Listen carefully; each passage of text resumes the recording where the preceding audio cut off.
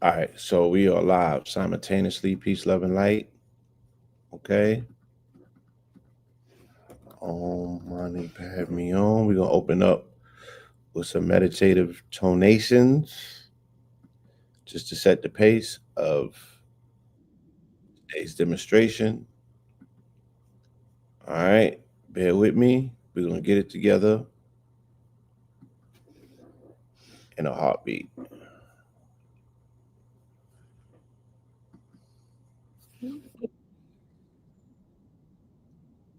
Oh, oh,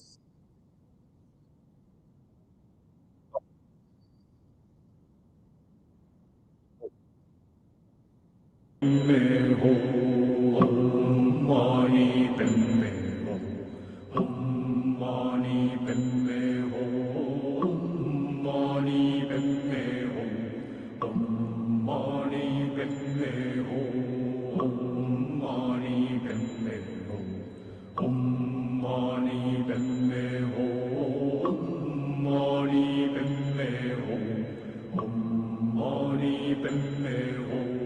Om mani padme ho, yeah. Om mani padme ho, Om mani padme ho, Woo. Om mani padme ho, Om mani padme ho, Yes. Om mani padme ho, Om mani padme ho, Om mani padme ho, Om mani padme ho. Om mani padme ho, Om mani padme ho, Om mani padme ho, Om mani padme ho, Om mani padme ho, Om mani padme ho, Om mani padme ho, Om mani padme ho. Om mani padme ho, Om mani padme ho, Om mani padme ho, Om mani padme ho, Om mani padme ho, Om mani padme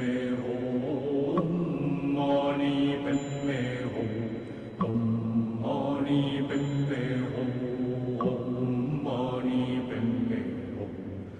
Om mani padme ho, Om mani padme ho, Om mani padme ho, Om mani padme ho, Om mani padme ho, Om mani padme ho, Om mani padme ho, Om mani padme ho.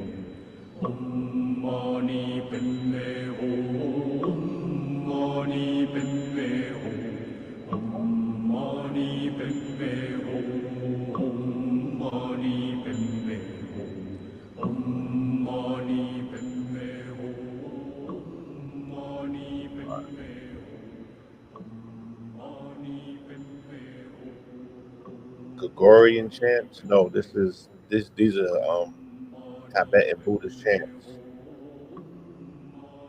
Om Mani Padme Om.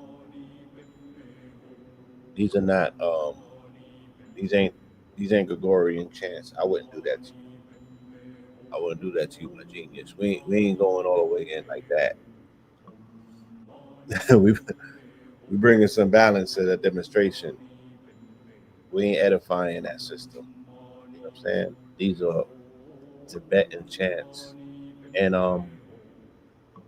just 30 seconds of you participating in chants lowers your nitric oxide, which reduces your oxidative stress for the most part, which keeps you younger. So we recommend, even if you don't use this particular chant, that you find you a chant you really want to find, what your mantra is, specific to you, and we all have one. We all have one, because we all need particular chakras that need more help than others. So I would recommend that you find out, get you a chakra reading and find out which one of your chakras need to be strengthened. And that's the mantra that you should be constantly doing day in and day out, creating a resonant frequency. That's a way to utilize sound therapy to heal yourself.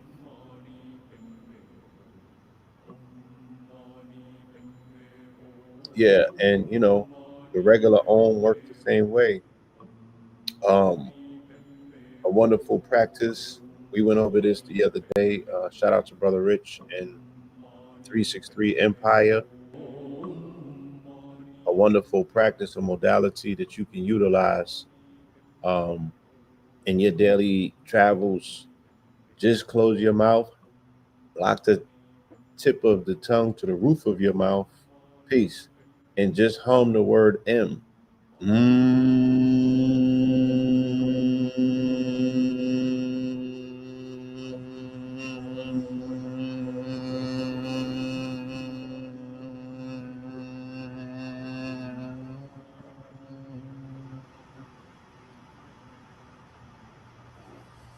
Just create that humming sound in your own internal temple, and you're going to create a resonant frequency that's going to help you reduce stress. As simple as that. Yes. Yes, M, the only letter we finish by closing our mouths. You know what I'm saying? So you want to create that inner dialogue, that inner vibration. If you lock the tip of your tongue to the roof of your mouth, then you're creating a circuit. You're creating a circuit, and you're almost turning your tongue into like an electrical circuit board. You know what I mean? And this is the way that you're creating. When we say a circuit, it's also referred to a microcosmic orbit.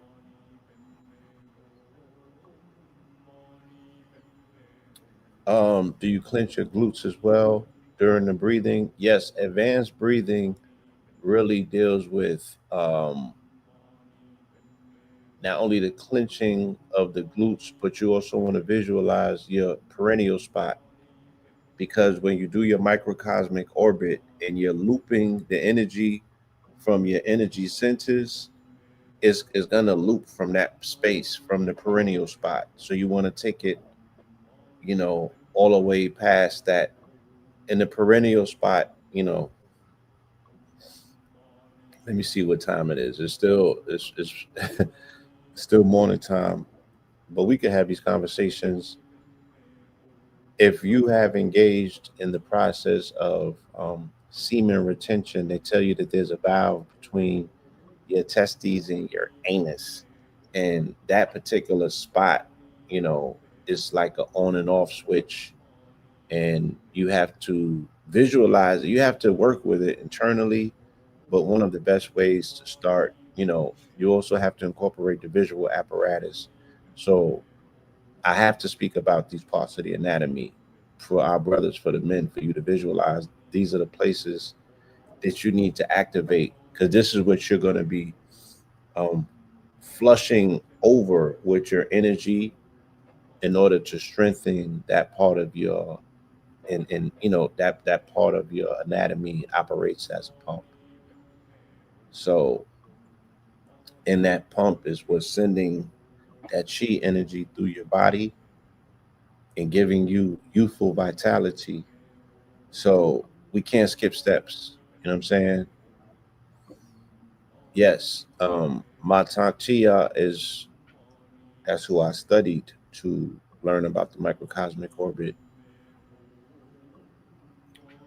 Weighted wall sits have definitely helped develop. Oh yes, weighted wall sits are definitely going to, you know, they're gonna give you a superpower in that area, your core area, and your glutes and quads. And I don't know if we're gonna turn this session into a metaphysical fitness bill, but we can, because this is Mineral Ministries, and what better opportunity to fuse a conversation around medicinal practices, spirituality, and minerals. Um, So your quads, right? Your quads and your glutes are the areas where you're going to manufacture the most testosterone, right? Men in particular, um, these are keys of longevity. How you're going to live longer and more vital is you have to engage, your lower trunk. You know what I'm saying? You have to engage your quads and you have to engage your glutes as well as your quote unquote hamstrings. And this is the way that you create and pump more testosterones. I'll give you a key. The whole aspect of the law of 44, you can find it right in your anatomy. And it's your superpowers, your forearms and your quads, right? Forearms, the operative root word in forearms is the first word, which is four.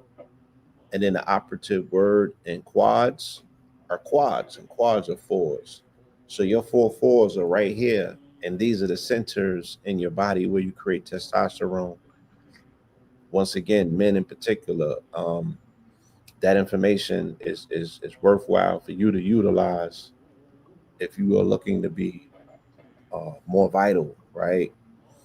And you're looking to supercharge blood, because 44 equals the word blood in Hebrew, right? How can you supercharge yourself? You can engage the centers of your body that create testosterone. And this is not just mitigated just to men particular. Um, Women need to generate testosterone. There's healthy amounts of testosterone that you can generate for longevity purposes, right? For reasons of health. Yeah, strong thighs save lives, and that's just not something that it's just not advice that goes to men.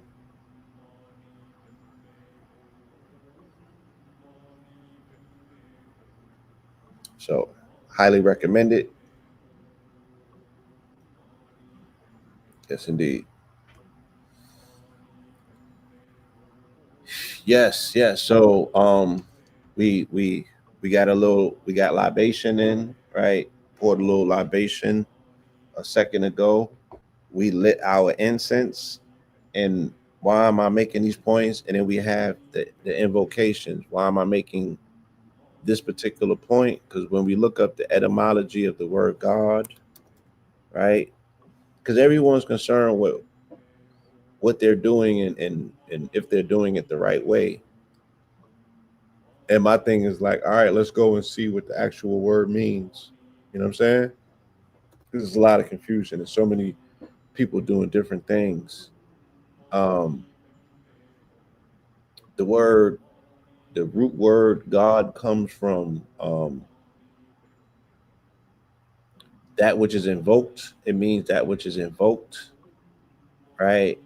To call, to invoke a divine entity summoned to a sacrifice, right? And some will also trace the root word to pour libation, okay? To pour, all right? Poured earth, referring to a burial mound, okay? It also goes back to the mounds. Shout out to the mound builders. So we poured libation, we lit some incense, and we're dealing with aspects of invocation by humming, right? Creating um, increased amounts of positive energy in our body. So we're going to get started, right? This is Mineral Ministries. Lion Gates Ministries and Mineral Ministries present. This is our 138th episode of Sunday service, if you will. I'm your host, Pope Pablo. Mineral Ministries is non denominational, mostly conversational, sometimes confrontational. And today's episode is titled Counterfeit Creations. Counterfeit Creations. And I will delve a little bit deeper into the meaning of that particular title as we get further into today's demonstration. If you're new here, we utilize the Gregorian calendar date. Today is 11/22. Okay, so we'll delve into scripture, into the Old and the New Testament, and we'll touch on all scriptures, chapter and verse 11:22. I mean 11:23. My bad. And we will see if there's any commonality among scripture, if there is a word that was being revealed, you know, if there's anything that we need to pay certain attention to, right? So of course we'll start off in Genesis, okay? Um, Genesis 11:22, and we'll see where that takes us. Genesis 11:22. Yes. Genealogy from Shem to Abram. Now, I was doing some research outside of, outside of class. I've been doing some research, reading all of these different PDFs, um, dealing with the astrological roots of these religious systems, in particular, the roots of Jewish astrological symbolism. I was reading that PDF. I was also reading a PDF called The Star of Bethlehem, The Four Horsemen, and Babylonian Astrology, um, Attitudes to Astrology in Early Christianity, a study based on selected sources. And I was also reading a PDF called Western Sidereal Astrology from Ancient Babylonia to the Modern West, right? Um, this one here that I'm reading, this one is real good. I would love to have a build on this outside of class. You know what I'm saying? I might even do a live on this. This PDF is called The Biblical Astrology and Arthurian Legend. So King Arthur. Um, this is for my people who love speaking about, Christ had a child, and if you are in any secret societies spanning out of Europe, especially the French Brotherhood, you've come across a lot of this information. Um, or if you're part of any secret society or fraternal order out of Europe, you've come across this information. So it was very interesting the way that they was addressing the correlations, astrological connections and correlations to King Arthur and Jesus.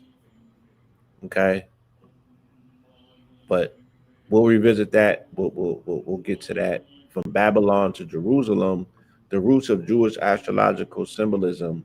I was able to deduce from this research that I was doing on this particular topic that they had lunar years in the Jewish world, right? So when we hear them say Noah was 930 years old, you have to keep in mind that they were not calculating 365-day years. Those are solar years. They did not deduce solar years. Um, their lunar years were arguably very much different. Some people would even argue that 30 days for them was a lunar year, right? So with that being said, I want us to keep in perspective when we hear these ages. These are not chronological ages that we are able to equate to the years that, you know what I'm saying. Like how they got dog years and shit like that. Yeah, it was like that with them. They had a whole different mathematical system they utilized to calculate. Let me turn this off. All right. So genealogy from Shem to Abram. When Shuruk was 30 years old, he became the father of Nahor. And after he became the father of Nahor, Shuruk lived 200 years and had other sons and daughters. When Nahor was 29 years old, he became the father of Terah. So again, it makes sense and then it doesn't make sense because by those standards of them saying, okay, if 30 days, if they had lunar years, you know, then if he had a seed at 29, but then turned around and lived for 200 more years, it still throws the math off. Would he have a seed when he was 12? Right? With when did he have the seed then? When he was 10? Feel me? For instance, I mean, it's a hell of a slide. You know, Genesis 9:28. After the flood, Noah lived 350 years. So Noah lived a total of 950 years, and then he died. So they're saying that at the time of the flood, Noah was 600. Somebody would have to calculate and divide 600 into 30. What were his chronological years and solar years? We got to deduce that. And again, you know, don't got enough time in the day to sit here and attempt to make sense of scripture that seemingly doesn't seem to make sense. It's just all over the place. You know what I'm saying? They somebody else should have did a better job of explaining this and leaving instructions so we wouldn't have to be so confused. God damn it. Exodus 11:5. So what we do is, because every chapter doesn't have a 23rd verse, we deduce the 2 and the 3 to 5. We reduce it into 5, and we'll read that. You know what I'm saying?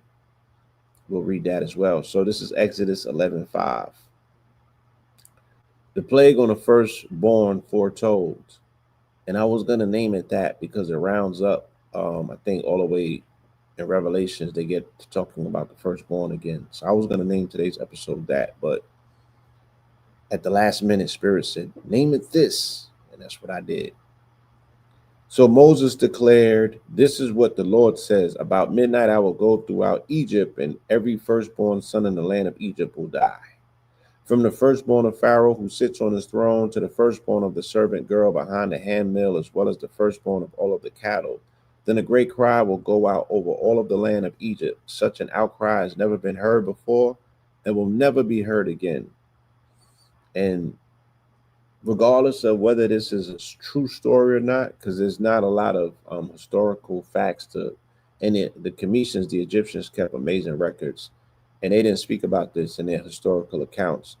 But every account that speaks about it, whether it's historical or not, they always speak about the deafening shriek of the women who were crying when they woke up and found out that their children were no longer living.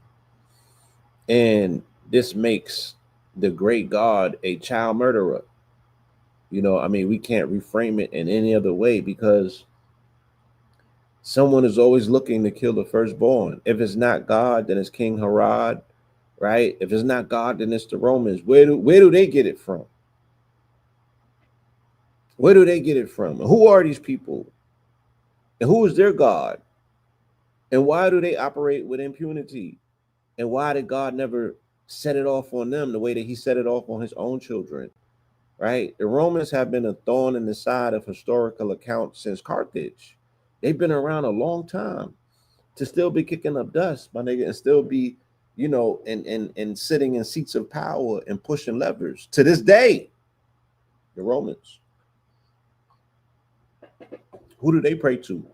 Why did God have such a disgust for the Roman gods the way that he had a disgust for the Egyptian gods?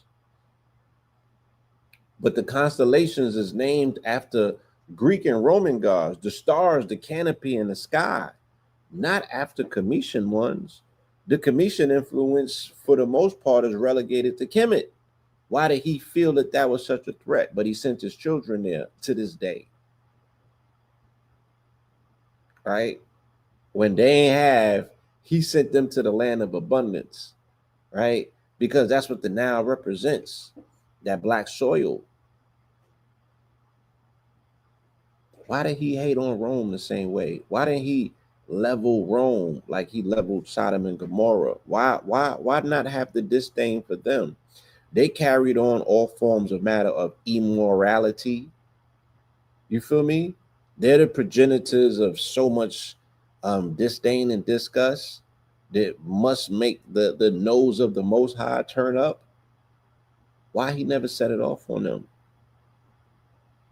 Why he never treated the Romans who had his people in captivity the way that he treated the Cometians?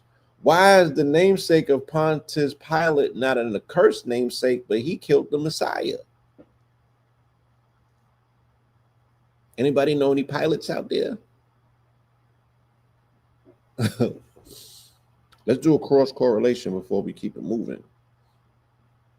And this narrative, this story is central and integral to the entire Jewish identity because it's tied into Passover. Okay.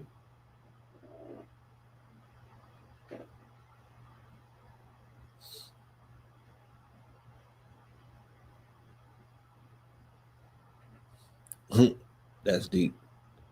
Look, somebody said, "Peace, Blue. Counterfeit things made me think about J Mills and Goods.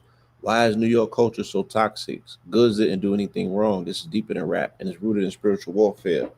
Well, when we use that the adage, when we say when in Rome, do as Romans do, right? You will have to understand that if the America is Nueva Roma, right, which means New Rome. If the United States is New Rome, then what's the empire? The empire would be New York, which is the Empire State. And it's inside of that state you would have New York City. And inside of New York City, you would have Harlem, right? And my people were very Romanistic in their exploits. How Rome reigns supreme and it has provinces that would be considered as colonies. That's what New Yorkers did when they got their hands on work, crack cocaine, and things of that nature. They went to small towns and they tied them down, right? Because they look at everything else as subordinate to New York, because New York looks at itself privately as Rome and they look at themselves as Romans. That's why you get gladiator schools when you get to New York, right? And you go into their industrial prison systems, right? And people are carving each other up like it's gladiator school. Everything that you can deduce from Rome, you can find in New York, right? And the people are purely Romanistic, purely. So, yeah, it is spiritual warfare. When people go to war with one another, and they learn from the ways and the means of New York, you destroy everything. You destroy that person's foundation. You know what I'm saying? You wipe them out. And if Goods had such a open ended, because Goods is materialism, he's into goods. He edifies materialism. I got this money and you don't. You know what I'm saying? He's the epitome of what they call a quote unquote Harlem nigga. So yeah, if you have an open ended weakness such as that can be exploited, yeah, they're gonna exploit that in a battle. You know what I'm saying? So let me make this cross correlation.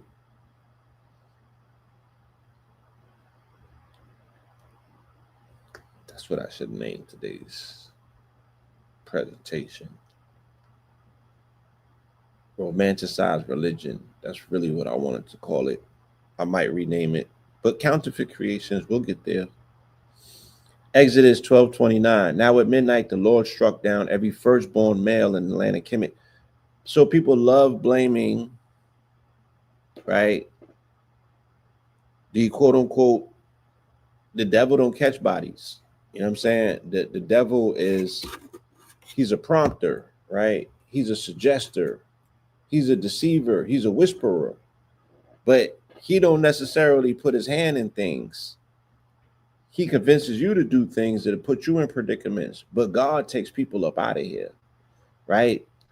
It giveth and take it away. So God is a spinner. He's a He spins the block, and he has preferences for people who spin the block. I'll prove it to you. You know what I'm saying? He has a preference for people who put in work and spin the block. And he has a deference for people who don't. Okay? Now at midnight, the Lord struck down every firstborn male in the land of Kemet, from the firstborn of Pharaoh who sat on his throne to the firstborn of the prisoner in the dungeon, as well as the firstborn amongst the livestock. So not only man, also animal, right? They're firstborn. During the night, Pharaoh got up, he and all of his officials and all of the Egyptians, and there was loud wailing in Egypt, for there was no house without someone deceased.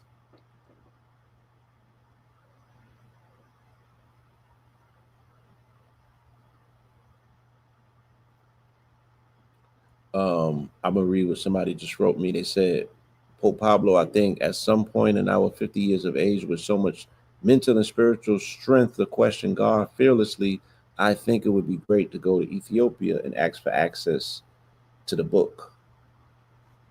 Okay. Which book specifically are you speaking about? Right. And I don't, I've revisited these conversations in my own mind. I've thought them out. I fantasized them through.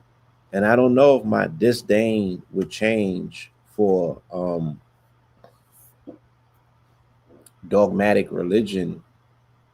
You know what I'm saying? If I went to Ethiopia and they showed me that they have a different narrative, that's not the narrative that we have.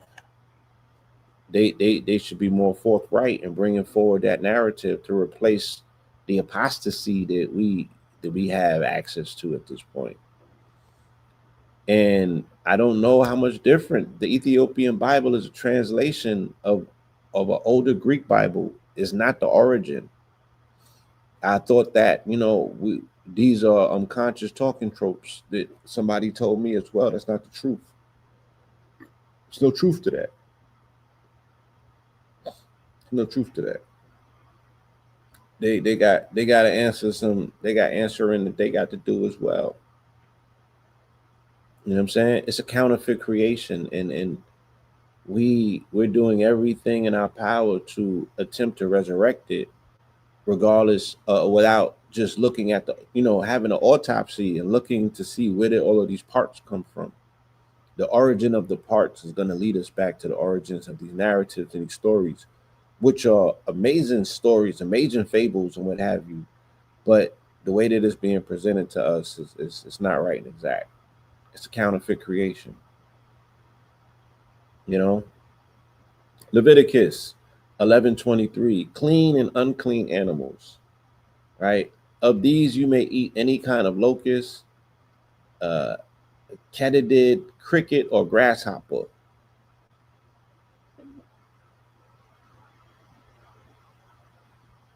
All other flying insects that have four legs are detestable to you.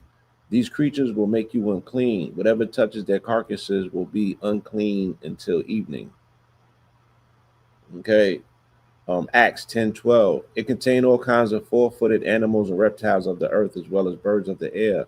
Then a voice said to him, get up, Peter, kill and eat. No, Lord, Peter answered, I have never eaten anything impure or unclean. So this is more of them edifying the dietary rule, right? And that's for the most part, Mosaic law is heavily steeped in the dietary rules and regulations. And when they said that Jesus came and he changed the Mosaic law, one of the main things that they were emphasizing is the dietary aspects of that quote unquote law. And the more that I look into it, the God of the Bible has a disdain for veganism or for vegetables or for people who, you know, have a clean diet as opposed to people who have a questionable one. And I'm not taking those shots at meat eaters per se. I'm just saying that, you know, they're the same way that you can deduce that anybody that's reading the Bible is going to have a negative outlook on Egyptians or Egypt or Cometians, right? Just based on how their the brand is introduced in the Bible, you know what I'm saying? It's spoken of very negatively. You know what I mean? There's subtleties about the Bible that we shouldn't overlook that also speak negatively about fruits and vegetables, about people that are eating a particular dietary way that's not inclusive of them being meat eaters or carnivores, right? God kept them from the tree of um, man's original sin was his woman ate an apple or he ate it with her, right? A fruit. Eating from the fruit tree was outlawed. So you told these people not to eat fruits. You told these people to be in a garden and not participate in what comes off of the vine of that garden, right? But instead to become hunters. And he gave them no instructions for hunting. He never really said how they was going to eat at all. He just left them to their own devices. And the serpent came along and he put Eve on to game. You know what I'm saying? And then if you look at the story of Cain and Abel, uh, Cain was a farmer, right? Whereas Abel was a sheep herder, right? Abel was the one who was making meat provisions. And when it came time to make an offering, right? Because we got to go back to the offering. This is again, the etymology of the word God means what? Summoned to a deity, an entity summoned to a sacrifice. So they'll say the way that they'll show you, like, oh, the women will go to the ocean on their ocean shit, and they be like, yeah, I got a basket of fruits as an offering. That ain't what God wanted. That's not what God wanted. God wanted animal sacrifice, right? That was his medium. His medium, in order to connect and converse with people, was blood. He was into blood sacrifice, my nigga. Okay. So yeah, he had a very um, you know, even though Sabi loves to quote Genesis 129, when we look at what God ate, right? Because that's what you offer in terms of the sacrifice, right? It's a medium, the way that you make an offering out of when you make an offering to a spirit or entity or deity, you bring them what they want, what makes them joyous. You know what I'm saying? And that nigga wanted animal sacrifices. He wanted blood as his medium. He was bloodthirsty. And he didn't have a preference for vegetables or vegans or vegetarianism. But when Jesus came, he was an herbivore and he changed the dietary laws of Moses, right? And he also castigated the pig as being unclean and a filthy animal that he cast the legions of demons into. But every morning and afternoon in the basement of a church, after quote unquote, after they do service, my nigga, they're downstairs glazing a ham. Even though they said that the curse was on Ham or the people of Ham, we still eating that shit.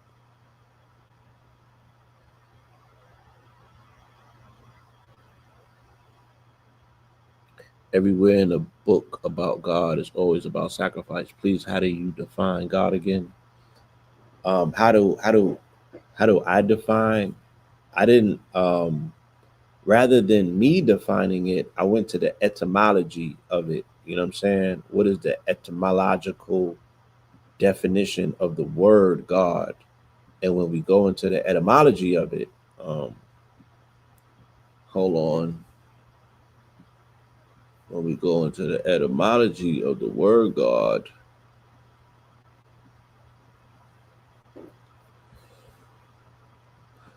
that my bad. Trying to move the screen up.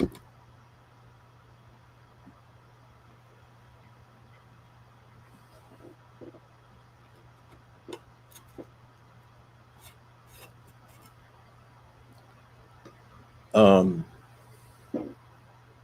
it comes from the old German Gut or the old Norse Gud, right? Or the Gothic Gud, Goob. which is of uncertain origin, perhaps from gooth, that which is invoked, right? To call, to invoke, an epitaph of Indra from root, to call, to invoke. The notion could be divine entity summoned to a sacrifice. Okay. Divine entity summoned to a sacrifice. Okay. Yeah, you want to ask Chat GPT. You can ask Chat GPT. Um, I want to read something to y'all. This is from one of the epistles of Pablo, right? I'm writing my own, like how they got the Proverbs and the Psalms and King Solomon wrote them. I'm doing that for Pablo, right? Pope Pablo is gonna have his own epistles, which the word epistles means letters. You know what I'm saying? So Paul in the Bible have 14 letters out of 22 books in the New Testament. He's attributed with 14 of them, and these are his epistles. Feel me? And for the most part, they comprise and make up the New Testament. The New Testament is about Paul. Feel me? And his interpretation. He's utilizing Jesus as a cohort to get his shit off. But it's the reason why Christianity is called Pauline Christianity, and not Jesus Nazarite Christianity, right? Because Christianity is comes from Paul, comes from the mind of Paul. It's about Jesus. It's not from Jesus. So I said, God is a single parent, and while that might seem apparent, it's often overlooked because the genes inherent make kings of planets. So the author of the book never took the time to finish up with that line made in the image of meant to us. If you've never seen both parents, he didn't seem coherent when he overbooked the promised land. That decision still continues to drag on like Joanna man, and that oversight wouldn't go over right with the woman of the house. Instead, we get the woman as the spouse that got finessed by the serpent. And before her husband gets back from working, she already put it in her mouth, only to be awakened to the fact that his wood, when it's aroused, looked like a serpent. So she got to slurping. Upon bursting, she had that pudding in her mouth. Eventually, he figured out how to whip it out and put it where the kids come out. And if not for Eve, and if not for Eve eating from the tree of good and evil, there would be no people. Because God ain't leave you no user's manual.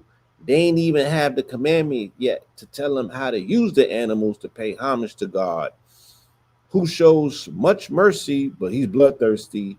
And Cain worked the land, and as a result of Adam's curse, and Abel tended the herd, no to Adam's first.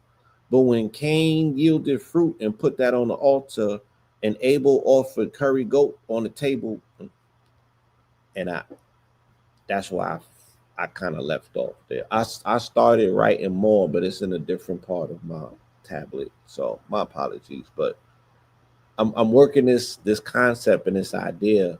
You know what I'm saying? That chronologically the Bible don't make sense when you read it, right? Because it's just bad script. It's just bad script. It's like, why wouldn't you leave the instructions to the very first people but then judge them? Right? You They were gonna live eternally doing what? And eating what if they weren't supposed to eat off of the tree of good? I'm just so confused. But then the way to communicate with you through a medium is through animal sacrifice, but you did not give them the Levitical instructions yet. You didn't have a priesthood. So he had preference over Abel rather than Cain because Cain was a farmer, so he had provisional foods that he got from the ground.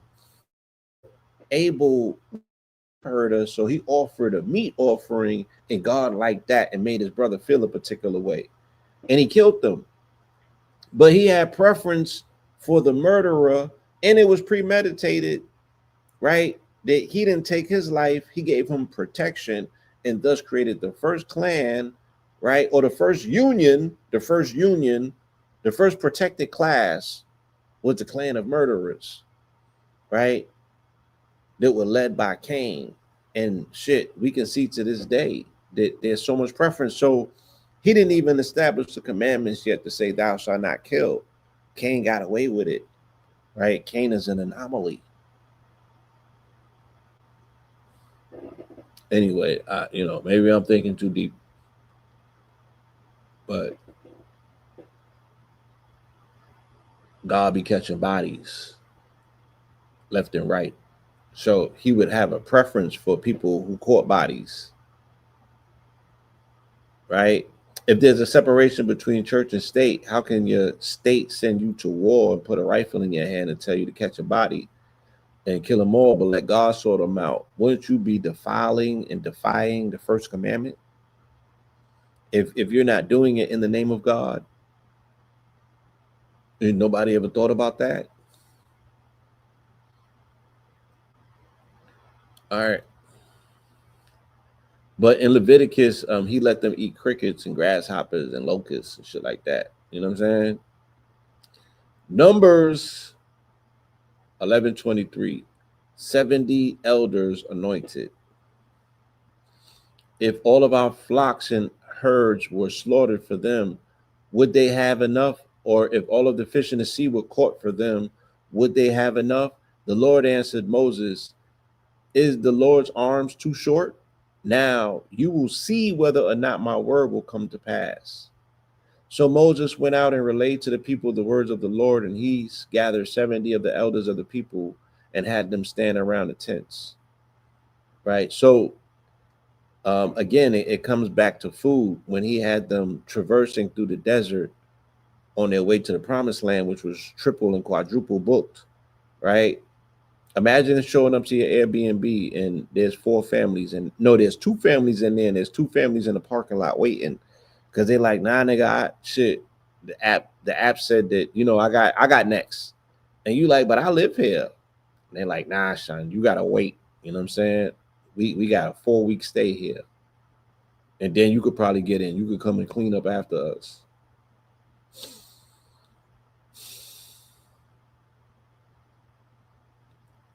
So he was rocking them to sleep about why he wasn't feeding them while they was in the desert because they was about to have a mutiny. You know what I'm saying? They was about to have a mutiny. Deuteronomy 11:23.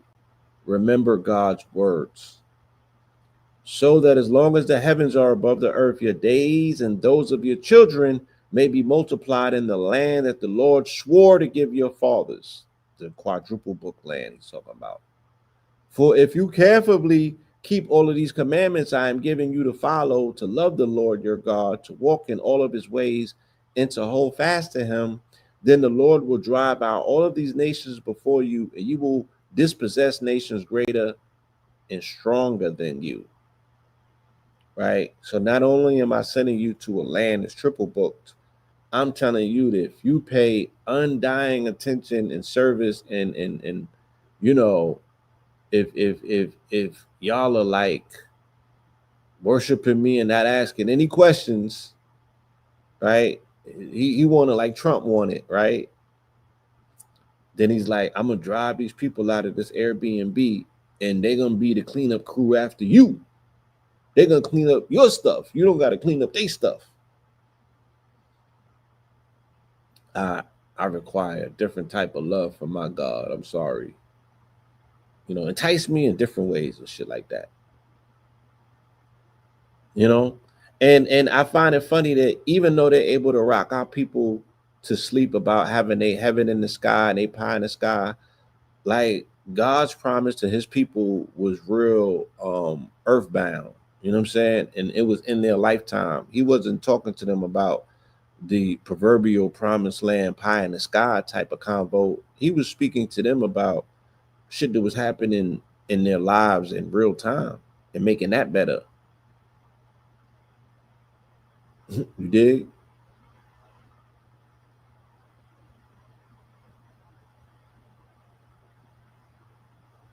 Yeah, he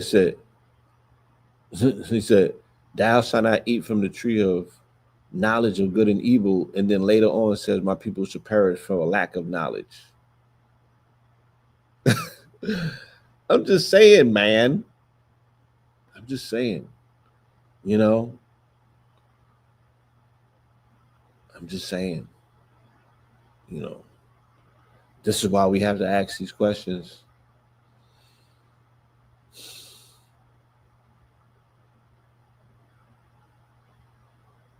We're in Joshua now, 11:23. Joshua takes the whole land, the whole land. No Anakim were left in the land of the Israelites. Only in Gaza, Goth, and Ashdod did any survive. So the Anakim, right, are like the Alekim, right? The Anakim were a tribe that, once again, God allowed his people to exterminate and genocide them and wash them up, wash them off the face of the planet. You know what I'm saying? He would always throw a tribe at them that they can get their shit off, like the Amalek. So the Anakim were one of those, right? No Anakim were left in the land of the Israelites. Only in Gaza, Goth, and Ashdod did any survive. So Joshua took the entire land in keeping with all that the Lord has spoken to Moses. And Joshua gave it as an inheritance to Israel according to the allotments to their tribes. Then the land had rest from war. So we'll do a cross correlation.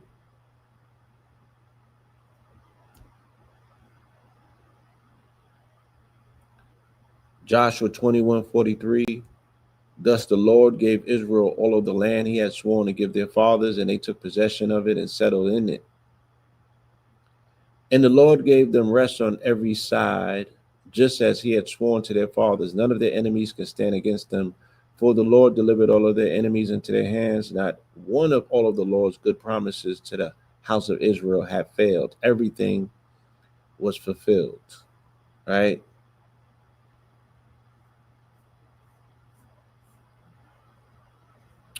Um, Good point. The text doesn't explain why each brother's offering was acceptable, but we do know the Most High asked for the first fruits and animals without blemish, right? Because, yeah, and your offering, God gets the best choice of meats. He gets the best slices, he gets the best portions, and they have to be unblemished. And that's every ceremonial sacrifice that you have to make to, uh, you know, entities or what have you. They don't take blemishes, right? They want the best shit.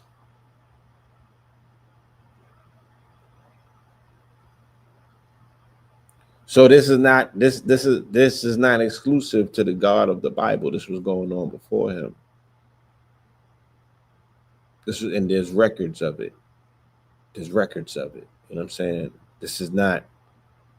This is something that he got from people who preceded him, which is the craziest shit ever. How you let everybody else get drops on the earth and get they stuff, and you mad late in the game. But the way that we're given the Bible, we're meant to read it chronologically like nothing else was going on. The old dudes are 40,000 years old in oral tradition, 20,000 years old in written tradition, right? The Vedas and all of that stuff with the Bhagavad Gita, that stuff is considerably, a lot older than the biblical accounts that we have access to. So we're in 1 Samuel 11:5. Again, we reduced the 23s down to fives. If they don't have a 23, we're still going to go over the fives. Saul defeats the Ammonites. When the messengers came to Gibeah of Saul and relayed these words in the hearing, and Saul is the first king of the Jews, right? When the messengers came to Gibeah of Saul and relayed these words in the hearing of the people, they all wept aloud. Just then Saul was, hold on, my screen's glitched. Just then Saul was returning from the field behind his oxen. What troubles the people? Asked Saul. Why are they weeping? And they relate to him the words of the men from Jabbeth. When Saul heard their words, the Spirit of God rushed upon him, and he burnt with great anger. Right? Saul was about his business. Um, mm, all right, we'll keep it moving. 2 Samuel 11:23. David arranges Uriah's death. So David is Saul's mercenary. Saul is the first king of the Jews, and he has a number one hitter, right? His number one hitter is David, right? And David is very popular because David's number one hit at that point up in time was Goliath. So David was respected and he was feared. Um, David ends up snaking Saul and becoming the king, right? And then David snakes Uriah, who is the number one. So Uriah now becomes his number one hitter, his number one mercenary, his top soldier. And he's loved and respected by the people, but he got a whiz, man. His whiz Bathsheba. David just can't get enough of that. You know what I'm saying? So David arranges for Uriah to get hit. Right? The shit reads like a novella.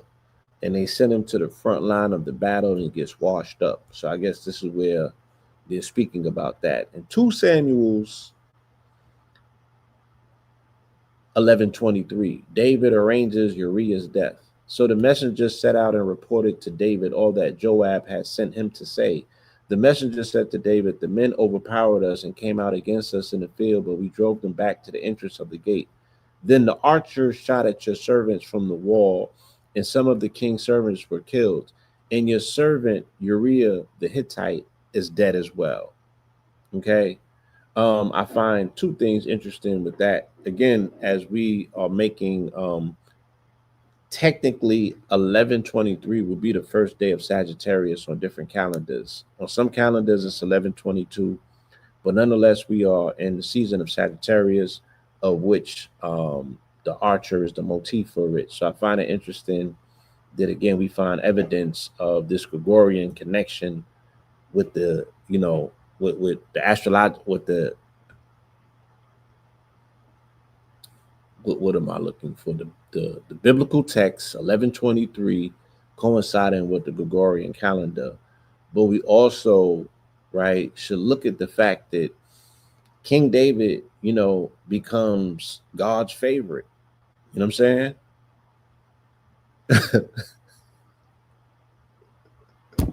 saying? King David becomes God's favorite, but King David had ways about him as well as his son, right? Solomon had ways about him that were less than, what we would consider to be the standard of righteousness. They operated in a way that was very duplicit. And if you look at the people who come under the banner of King David and his folk, they also move somewhat very duplicit. And the H Factor said, Paul Uriah, not the first to lose his chick to a social media influencer, right? And if you look at King David and through this lens of how you might look at Trump today, in the ways that he's willing to use his office to put people in precarious situations if he wants to get rid of them and he just don't want to outright do it because it might not be the political thing to do for the moment. They got duplicit ways of doing it. You know what I'm saying? They yeah, they run around and they lay traps. So it's no different than what David did to Uriah the Hittite so he could take Bathsheba from her. You know what I'm saying?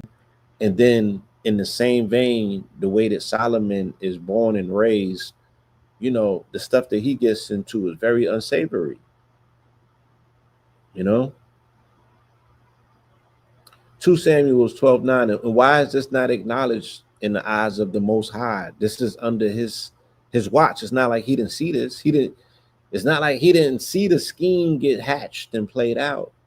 But no protection for Uriah. Absolute power corrupts absolutely, yes. So this should be a sign of when people ascend to these particular titles and these stations of power, right? They want everything. Like Nino Brown. 2 Samuels 12:9. I seen New Jack City yesterday, so. Why then have you despised the command of the Lord by doing evil in his sight? You put Uriah the Hittite to the sword and took his wife as your own. You have slain him with the sword of the Ammonites. Right? So again, it's not just the blood of Uriah that King David has on his hands, it's also Saul. And Saul is the first Paul in the Bible. He's the Paul of the Old Testament. And the revenge of the Paul in the New Testament is that he takes the religion from the descendant of King David and makes himself, right? It's almost like he was redeeming the first king of the Jews, which is Saul, of the Old Testament, by somewhat distorting and redirecting the traffic and the attention of what the quote unquote king of the Jews of the New Testament leaves. Very interesting. 1 Kings 11:23, Rezon's hostility. So this thing really reads like a novella. You know what I'm saying? For our Danas and our big mamas, they would be into the Bible, but they would sit there and watch some soap operas all day. I think that they seen a lot of connections and correlations and that they could follow the script. Okay, God of this Bible checked him for this one. He lost his firstborn for this sin. Granted. So he didn't get away with it. But still, let's read this. Rezon's hostility. And God raised up Solomon another adversary, Rezon, the son of Eliada, who fled from his master, Hadadezer, king of Zobah, and had gathered men to himself. When David killed the Zobiites, Rezon captained a band of raiders and went to Damascus, where they settled and gained control. All right. We'll do a cross reference to this and then move on. 2 Samuels 8:3. David also defeated Hadadezer, son of Rehob, king of Zobah, who had marched out to restore his dominion along the Euphrates River. David captured from him 1,000 chariots, 7,000 charioteers, and 20,000 foot soldiers, and he hamstrung all of the horses except 100 he kept for the chariots. When the Arameans of Damascus came to help King Hadadezer of Zobah, David 22,000 of their men. So David was putting in that work. David was putting in that work. 2 Kings 11:21. Joaida restores the worship of the Lord. And of all of the people of the land rejoice. And the city was quiet because Atalia had been put to the sword at the royal palace. Joash was 7 years old when he became king. And again, I would emphasize that the Jews of this particular time, they dealt with lunar years and not solar years. So it was not 365 days to not equate a calendar year for them. It was a lot shorter, but nonetheless, you know what I'm saying? Again, it still wouldn't make sense because chronologically, if he wasn't the 7 years old that we know 7 years to be, would he ascend the throne when he was 3?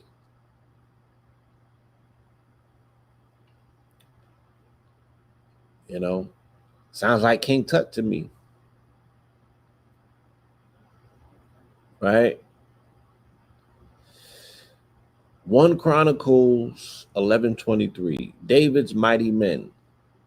Okay, we're back with David. And Benaiah, son of Joadiah, was a man of valor from Kabzeel, a man of many exploit. He struck down 2 champions of Moab, and on a snowy day, he went down into a pit and killed the lion. Shout out to Mama Pill. Mama Pill is in the building, right? Shout out to Red Pill. Red Pill just checked in. All right, y'all deep up in here. Red Pill and Mama Pill checking in. Salute. So this once again, one has to ask, where exactly are these narratives taking place? Because he said he struck down two champions of Moab, right? And on a snowy day, he went down into a pit and killed a lion. A snowy day with lions? Where's lions at around snow?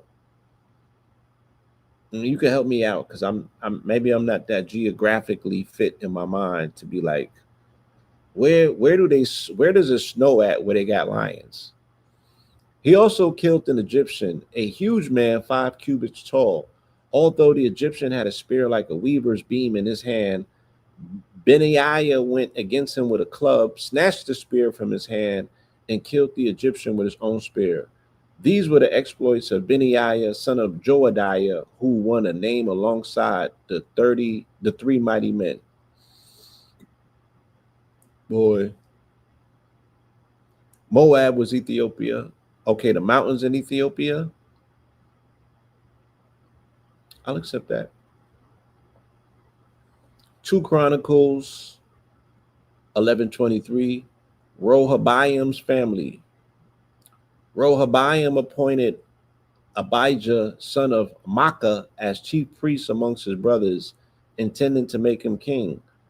Rehoboam also acted wisely by dispersing some of his sons throughout the district of Judah and Benjamin into all of the fortified cities. He gave them abundant provisions and sought many wives for them. Right? He was getting them hooked up. Um, we'll do a cross reference to this real quick. 1 Kings 12:1.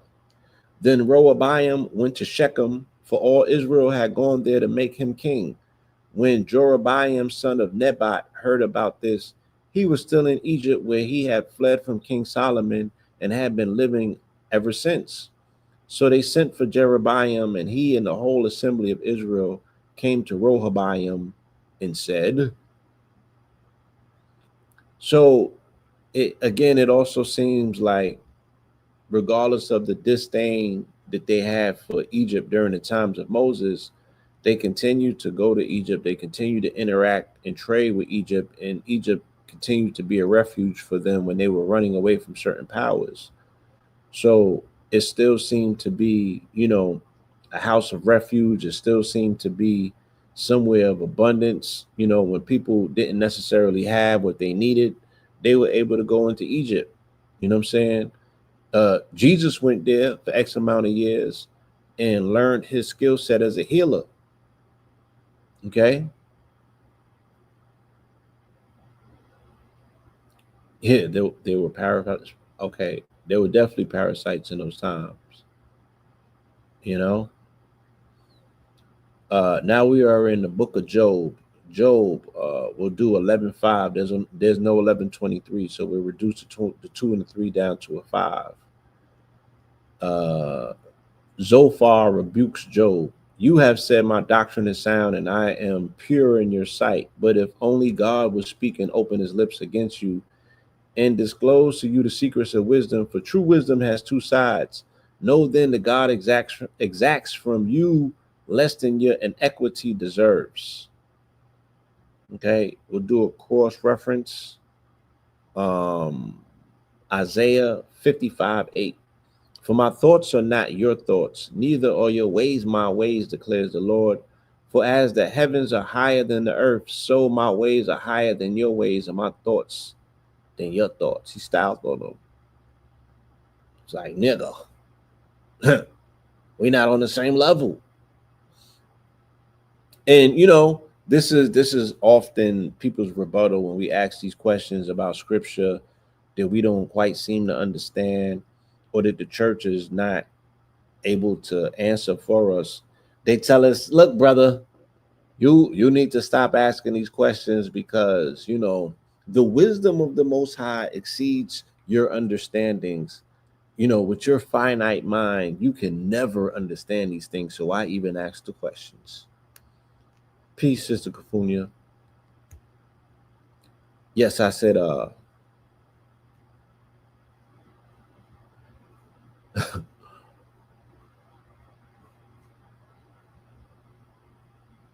I said parasites, yes.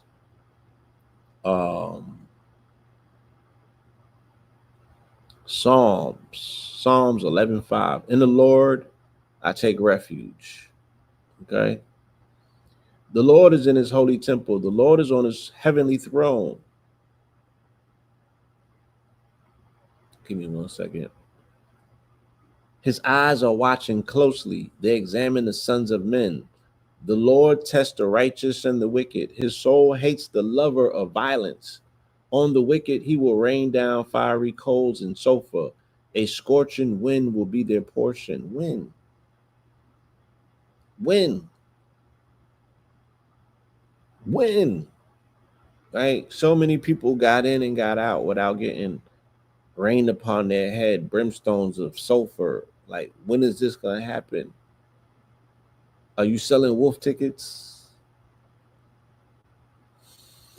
Proverbs 6:16. There are 6 things that the Lord hates, 7 that are detestable to him.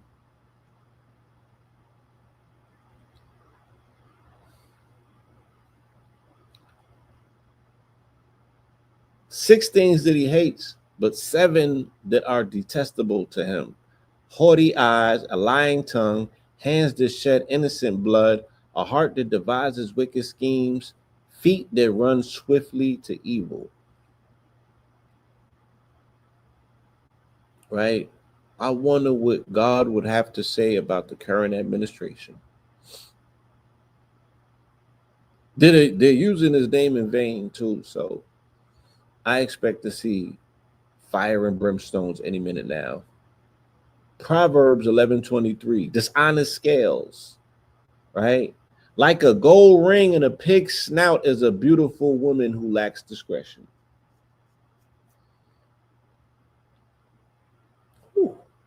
Like a gold ring in a pig's snout is a beautiful woman who lacks discretion. The desire of the Jesus Christ. I some of these things we gotta prompt them through Chat GPT just to get the visuals. The desire of the righteous leads only to good, but the hope of the wicked brings wrath. One gives freely, yet gains even more. Another withholds what is right, only to become poor. Jesus. Mm,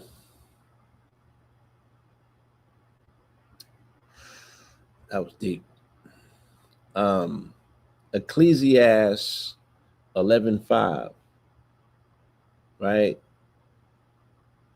Cast your bread upon the waters. He who watches the wind will fail to sow, and he who observes the clouds will fail to reap. Right? In so many words, get your head out of the clouds. If you are here on earth having a human experience, um, participate. They say be in the world, but not necessarily of it.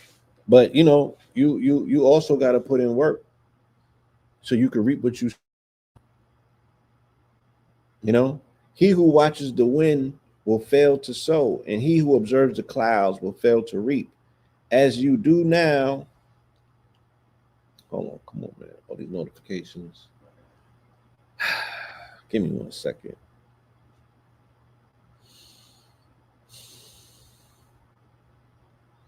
As you do not know the path of the wind or how the bones are formed in the mother's womb, so you cannot understand the work of God, the maker of all things. Sow your seed in the morning and do not rest your hands in the evening, for you do not know which will succeed, whether this or that, or if both will equally prosper. Wow. Yes. Put in that work. Shout out to the farmy, right? Those who understand that, when it comes to the opportunity, when it comes to the benefit of feeding yourself, of putting nourishment in your body, it should not be left up to the government. It should be not left up to subordinates. It should not be left up to anyone who does not have your personal health and your best interests. So we have to answer the clarion call of this time, which is to attack food like infantry, like we're an army. You know what I'm saying? Because the fortification of food in this particular paradigm that we exist in will lift so many of us. It would It would save so many people from death of despair going forward. At the threat of famine, what a beautiful story. You know what I'm saying? Let's not wait on miracles. Let's put in that work. Let's put in the jewels, as they said. Sow your seed in the morning and do not rest your hands in the evening. Right? We need an overabundance of food. Right? Because we're being threatened with, oh, we're not gonna have this, we're not gonna have that, and the only thing that you know it requires is for us to have a relationship with the land again, which is where we need to be. So, what better time than now to answer the call? Feel me? Yeah, build up your storehouse, as the Christians say. Okay, I'll do a cross reference. Psalms 139:13. Formed my inmost being. You knit me together in my mother's womb. I praise you, for I am fearfully and wonderfully made. Ah, fearfully and wonderfully made, right? Marvelous are your works, and I know this very well. My frame was not hidden from you when I was made in secret, when I was woven together in the depths of the earth. Man, I want to give a shout out. What I've noticed these past few days, people really telling these narratives and these stories about their mothers, their umis. Some people are being forced with mentally mastering morbidity because they're looking at their mothers and they're realizing that the vessel from which they came is reaching that inevitable, right? That inevitable. Um, I watched a person that's into this brother just won a title in physical fitness, and these men that realize that we are really a conglomeration of our mother's mitochondria, the mitochondria DNA of our umis is who we are in the physical matter. When we out here flexing and we looking at these muscles and this tissue, not to take anything from pops, you know what I'm saying? But we are a conglomeration of our mother's mitochondrial DNA. You know what I'm saying? So shout out to the men and the women out there that are really feeling that interconnection to their umis and their mothers, you know, and salute to the mothers, feel me, for operating as a vessel, carrying us for 9 months, giving us nourishment, and then nurturing us up until this point of life. You know what I'm saying? Shout out to all of the umis. Shout out to all of the children of the umis. You know, yeah.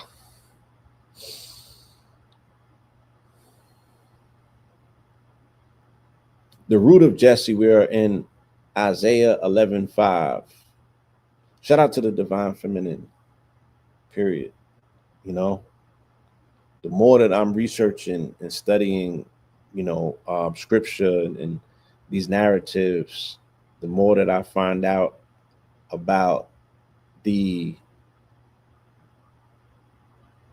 the power of the mother, which, because it is misunderstood and unable to be contained, you know what I'm saying? You see these religious institutions had a very adversarial relationship with it, to the degree where they've attempted to just outright bury it rather than deal with it, you know. And I think that that's kind of like very obvious at this point. The root of Jesse. But with righteousness he will judge the poor, and with equity he will decide for the lowly of the earth. He will strike the earth with the rod of his mouth and slay the wicked with the breath of his lips. Righteousness will be the belt around his hips, and faithfulness the sash around his waist. The wolf will live with the lamb, and the leopard will lie down with the goat. The calf and the young lion and fatling will be together, and a little child will lead them.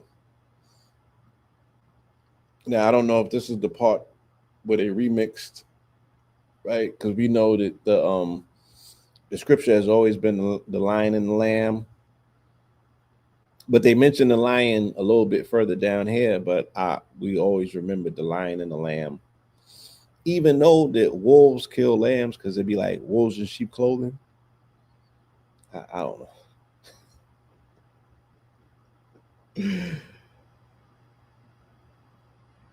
The Bible Belt fits the waist of a racist man. Yeah, down here, and ironically enough, um, we are in a region of this planet that's considered to be the Bible Belt, right? And the that particular belt or this area is the deep south is for the most part, populated by people who don't necessarily live in accordance of what we consider to be righteousness. You know what I'm saying?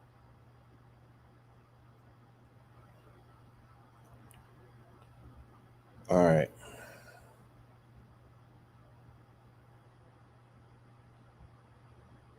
Ephesians 6:14 as a cross reference. Stand firm then with the belt of truth buckled around your waist, with the breastplate of righteousness arrayed. Ezekiel 11:22, God's glory leaves Jerusalem. Then the cherubim with the wheels beside them spread their wings, and the glory of the God of Israel was above them. And the glory of the Lord rose up from within the city and stood over the mountain east of the city. And the Spirit lifted me up and carried me back to Chaldea, to the exiles in a vision given by the Spirit of God, after the vision had gone up from me. We'll do a cross reference and then keep it moving. Ezekiel 10:18. Then the glory of the Lord moved away from the threshold of the temple and stood above the cherubim. As I watched, the cherubim lifted their wings and rose up from the ground, and with the wheels beside them as they went.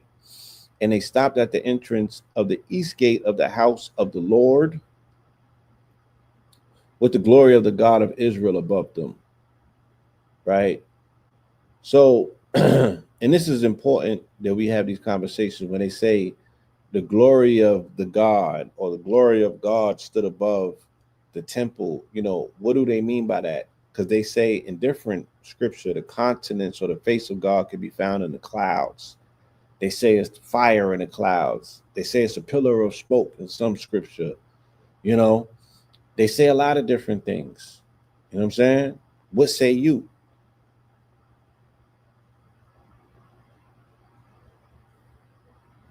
Okay. The plot against Jeremiah. We are in Jeremiah 11:23. So this is what the Lord of hosts says: I will punish them. Their young men will die by the sword, their sons and daughters by famine. There will be no remnant, for I will bring disaster on the people of Anatoth in the year of their punishment. Right? Again, God be putting in that work. Make no mistake. Ezekiel 7:5. This is what the Lord God says: disaster, an unprecedented disaster. Behold, it is coming. The end has come. The end has come. It has roused itself against you. Behold, it has come. Doom has come to you, O inhabitants of the land. The time has come. The day is near. There is panic on the mountains instead of shouts of joy. Daniel 11:23. Kings of the south and the north. Then a flood of forces will be swept away before him and destroyed along with the prince of the covenant. After an alliance is made with him, he will act deceitfully, for he will rise to power with only a few people. In a time of peace, he will invade the richest provinces and do what his fathers and forefathers never did. He will lavish plunder, loot, and wealth on his followers, and he will plot against the strongholds, but only for a time. Right? Sounds like Trump. Right? Like, look, we're gonna go up in Venezuela, but y'all gonna get stimulus checks, my niggas. Stimulus checks, okay? I'm gonna lower the gas. Why you think he keeps saying the gas is gonna be like $1.75?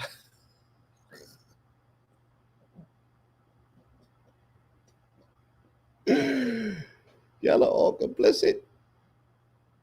Y'all are all complicit. He gonna make sure of it. Um, Daniel, okay. Let's do a cross reference. Daniel 8:25. Through his craft and by his hand, he will cause deceit to prosper, and in his own mind, he will make himself great. Let me repeat this, right? Because they love telling us that we can find Trump in the Bible.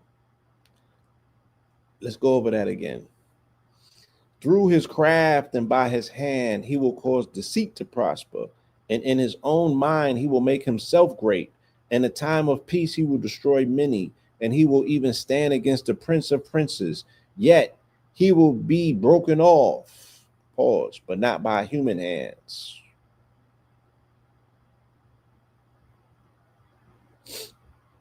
Zechariah 11:5, the doomed flock. This is what the Lord my God says: pasture the flock marked for slaughter. Pasture the flock marked for slaughter, whose buyers slaughter them without remorse. Those who sell them say, blessed be the Lord, for I am rich. Even their own shepherds have no compassion on them. For I will no longer have compassion on the people of the land, declares the Lord. But behold, I will cause each man to fall into the hands of his neighbor and his king, who will devastate the land, and I will not deliver it from their hands.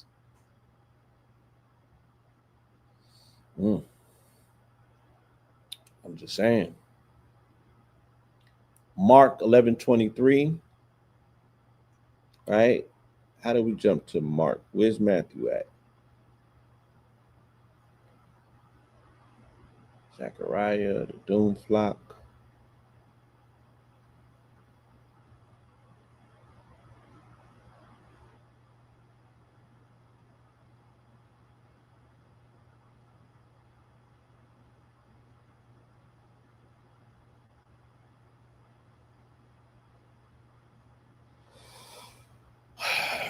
Give me 1 second, y'all, because I know that there's a Matthew.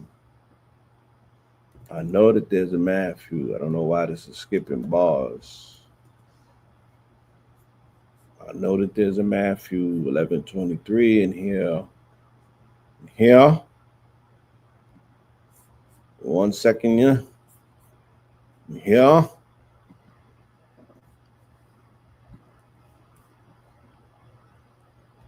Yes, sir. Woe to the unrepentant. Okay. Woe to the unrepentant.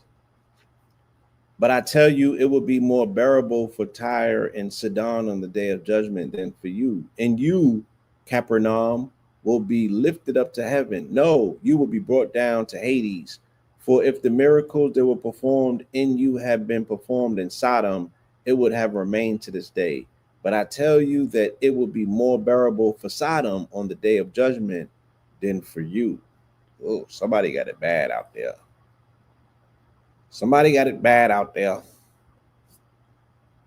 Somebody got it bad. We'll do a cross reference. Isaiah 14:13. You said in your heart, I will ascend to the heavens. I will raise my throne above the stars of God. I will sit on the mount of assembly in the far reaches of the north. I will ascend above the tops of the cloud. I will make myself like the Most High. But you will be brought down to Sheol, to the lowest depths of the pit.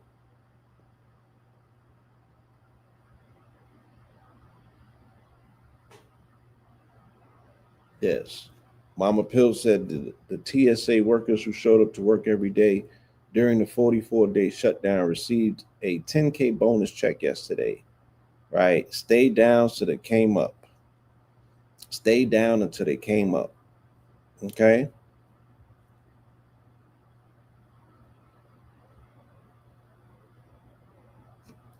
They stayed down until they came up. Shout out to them workers, man. Shout out to the TSA workers. Shout out to the flight controllers. You know, I don't know if we're keeping notes and keeping score, but these are the same people who they said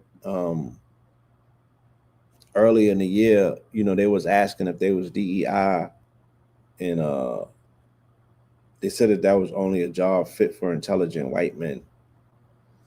So shout out to the family out there that are holding, you know, those positions that are not white men, but still are showing up for duty, right? Salute to them. Salute to them and the 10K that they just took. Mark 11:23, the withered fig tree. The withered fig tree, okay? The withered one. Have faith in God, Jesus said to them. Truly, I tell you that if anyone says to this mountain, be lifted up and thrown into the sea, and has no doubt in his heart, but believes that it will happen, it will be done for him. Therefore, I tell you, whatever you ask for in prayer, believe that you have received it, and it will be yours. Okay? I repeat, therefore I tell you, whatever you ask for in prayer, believe that you have received it, and it will be yours. Now, can we speak about the science of prayer? Right? Can we take the spookism out of it? Right? And just look at it as self-affirming self-talk, right? That if you speak to yourself in prayer, that you're programming yourself. If you hear yourself and you believe it, then so mote it be, right? Um, and this kind of like fills in the gaps when we speak about Big Mama and them who are the prayer warriors. But we know prayer warriors across different denominations. Like you just don't gotta be in the church to be a prayer warrior. Some of us have Muslim prayer warriors. Some of us have Buddhist prayer warriors. Prayer is very effective across modalities because it's about the person. They're saying these invocations and they're hearing it and they're believing it. They're thinking it is coming from an external source, but it's you hearing you and believing what you're saying, and then that magnetizes resolve to it. You know what I'm saying? So we really need to study self-talk. We really need to study, our own ability to program ourselves with talk, and also understand the detriments of the reverse of it. Negative self-talk will destroy you. You know what I'm saying? Negative self-talk will do you in a lot quicker than what you read on the internet about yourself. You feel me? Negative self-talk can operate as you spell casting on yourself, a top-down process where you do yourself in pause, right? But the power of prayer is that it is reaffirming self-talk, and we're hearing and listening to ourselves, attributing it to something else, but yet and still pulling and attracting that in which we are incanting for or invoking, which is the very definition etymologically of the word God within itself. Is to invoke. So what better faculty but self-invocation, to speak positivity, to speak manifestation over yourself, to speak greatness over yourself, right? And these are the things that you have in mind for yourself. These are the things that you want for yourself, right? These are your proclamations, right? You have to live up to them, but you are proclaiming to the universe that this is who you are, or this is who you want to be. This is this is your trajectory. Luke 11:23, a house divided. But when someone stronger attacks and overpowers him, he takes away the armor in which the man trusted, and then he divides up his plunder. He who is not with me is against me, and he who does not gather with me scatters. When an unclean spirit comes out of a man, it passes through arid places seeking rest and does not find it. Then it says, I will return to the house I left. I'm going to repeat that because that's deep, right? And Let me cross-reference it and then go back to it because we might understand this passage better. Matthew 6:24. No one man can serve two masters. Either he will hate the one and love the other, or he will be devoted to the one and despise the other. You cannot serve both God and money, right? Or Moloch.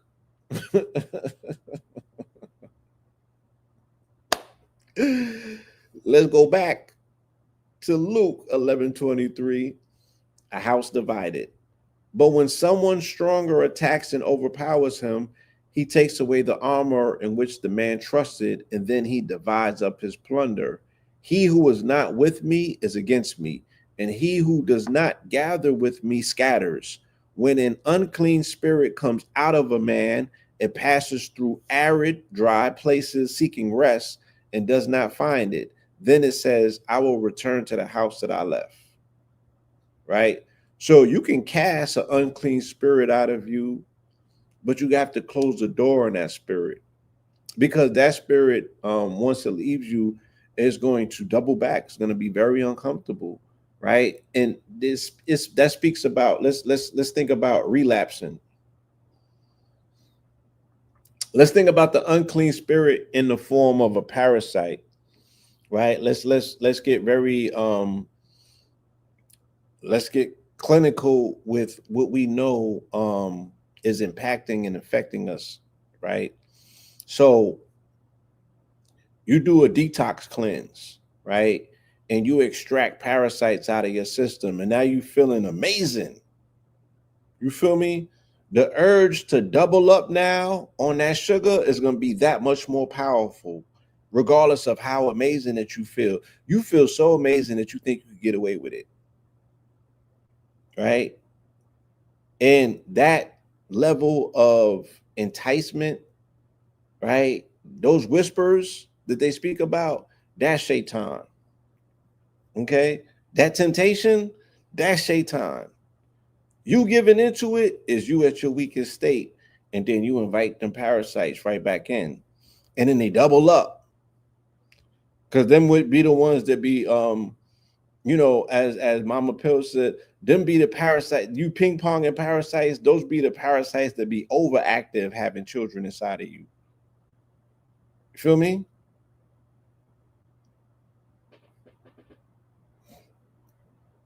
Them be the ones.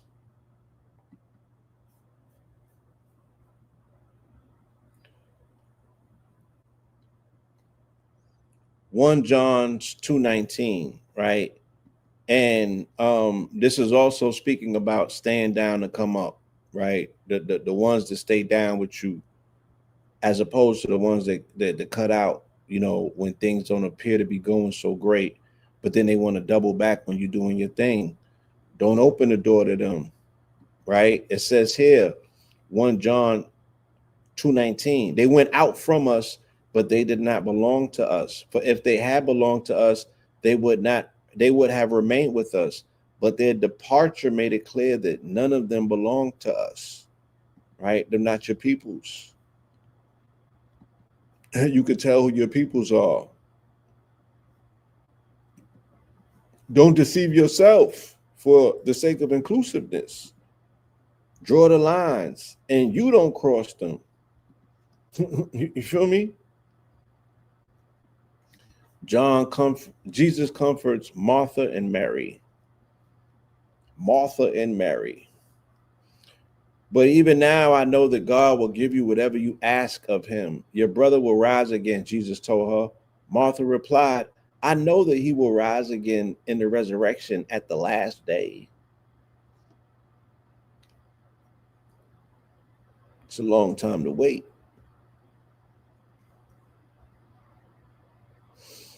John 6:39, and this is the will of him who sent me, that I shall lose none of those he has given me, but raise them up at the last day. For it is my Father's will that everyone who looks to the Son and believes in him shall have eternal life, and I will raise him up at that last day. Right. And I be thinking, I'm like, that's what our folks, they holding on to that promise.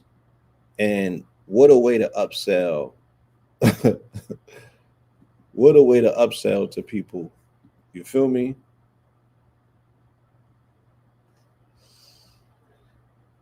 God is one of the best marketers. Acts 11:23, the church at Antioch. Okay.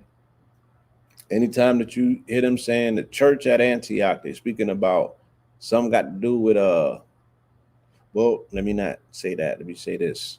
When news of this reached the ears of the church in Jerusalem, they sent Barnabas to Antioch. When he arrived and saw the grace of God, he rejoiced and encouraged them all to abide in the Lord with all of their hearts. Barnabas was a good man, full of the Holy Spirit and faith, and a great number of people were brought to the Lord. Right? So there was a Jesus at that time as well named Barnabas, not to be confused with the Barnabas that was beside Jesus on the crucifixion cross. That is Barnabas and not Barabbas, right? That's Barnabas. But they had a few different Jesuses at that time, and there was a Jesus of Barnabas, and he used to go around and do his thing too. I was about to say when you hear Antioch, that's normally associated with Paul, because that's where Paul starts his mission in 44 AD. In Antioch, 44 AD is when he starts his mission. Jesus' mission exists for 44 months and 4 days. This is just the facts. These are the facts as they're presented with the narrative, should I say. Okay. That's more like it. We'll do a cross reference and then keep it moving. Colossians 1:23. If indeed you continue in your faith, established and firm, not moving from the hope of the gospel you heard, which has been proclaimed to every creature under heaven, and of which I, Paul, have become a servant. Right? So we could go into this whole dissertation about who Paul was and what he did in the New Testament, but I'll spare it. I'll spare you. I'll spare you today. The ingrafting of the Gentiles. Romans 11:23. Right? Barabbas or Bar Rabbi, son of the rabbi. I like it.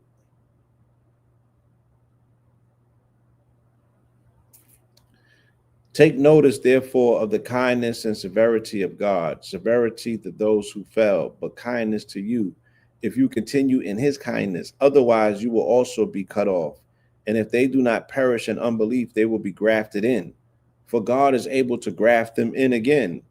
For if you were cut from a wild olive tree and contrary to nature were grafted into one that is cultivated, how much more readily will these, the natural branches, be grafted into their own olive tree? Now, you got to follow me with this, right?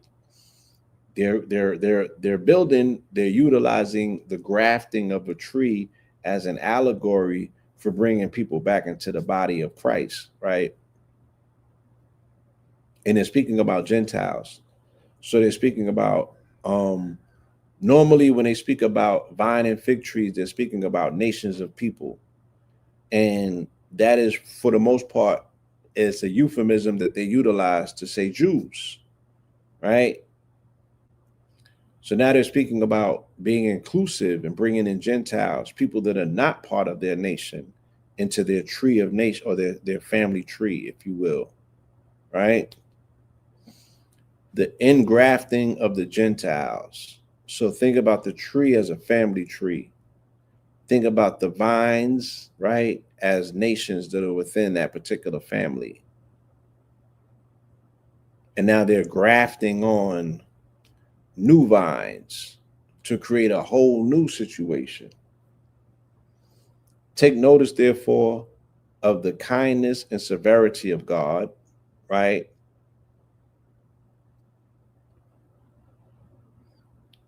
And even with that, they're speaking about mercy and severity. Those are both aspects of the twin pillars, or the two pillars, the twin pillars, Jachin and Boaz, right? Severity to those who feel, but kindness to you if you continue in his kindness. Otherwise, you also will be cut off. And if they do not perish in unbelief, they will be grafted in, for God is able to graft them in again. For if you were cut from a wild olive tree and contrary to nature were grafted into one that is cultivated, how much more readily would these, the natural branches, be grafted into their own olive tree? We'll do a cross correlation real quick. Right? John 15:1. I am the true vine, and my Father is the keeper of the vineyard. He cuts off every branch in me that bears no fruit. For every branch that does bear fruit, he prunes to make it even more fruitful. You are already clean because of the word I have spoken to you. This is interesting. I'm about to go prune some trees after this as well. Let me make another cross correlation, right? Because this is also hitting on what we started on in the beginning when I was speaking about God's deference, it seems, for fruits and vegetables over animals, right? Ephesians 2:12. Remember that at that time you were separate from Christ, alienated from the commonwealth of Israel, and strangers to the covenant of the promise, without hope and without God in the world. But now in Christ Jesus, you who once were far away have been brought near through the blood of Christ. So they're speaking, this is them addressing the Gentiles, saying that they had no road to redemption, because they were not part of the family, the tree. They were not grafted into the tree, but through the ritualistic sacrifice of the blood of Christ, as opposed to an animal sacrifice that is now bringing them into the fold, allowing them to participate in redemption and not so much resurrection. Yeah, resurrection as well. Okay. And for this, they feel that they should be so thankful and, pay so much homage. 1 Corinthians 11:23, sharing in the Lord's Supper, right? Don't you have your own homes in which to eat and drink? Or do you despise the church of God and humiliate those who have nothing? What can I say to you? Shall I praise you for this? No, I will not. For I received from the Lord what I also passed on to you. The Lord Jesus, on the night he was betrayed, took bread, and when he had given thanks, he broke it and said, this is my body, which is for you. Do this in remembrance of me. So now they're introducing the Eucharist, right? This whole concept of inducing the body of Christ by way of the eating of the bread and the drinking of the wine. So, flesh of my flesh, blood of my blood. This is a pagan ceremonial ritual that was brought into Christianity by Paul. I mean, to say brought into Christianity, Christianity was created by Paul, but these were, in order for Paul to grab Gentiles and make a body or a church, right? He had to be inclusive of a lot of different ceremonial practices that people had out and about. And the Eucharist was definitely one of them that he brought and he incorporated in, right? And also find it very interesting that they constantly make these correlations and references to Jesus dealing with bread. You know what I'm saying? And it can't be overlooked that if he was born in the Bethlehem or Bethlehem is the house of bread. You know what I'm saying? The house of bread is the actual meaning of the word Bethlehem. Um, so it's a lot of different overlapping connections and correlations. Mark 14:22.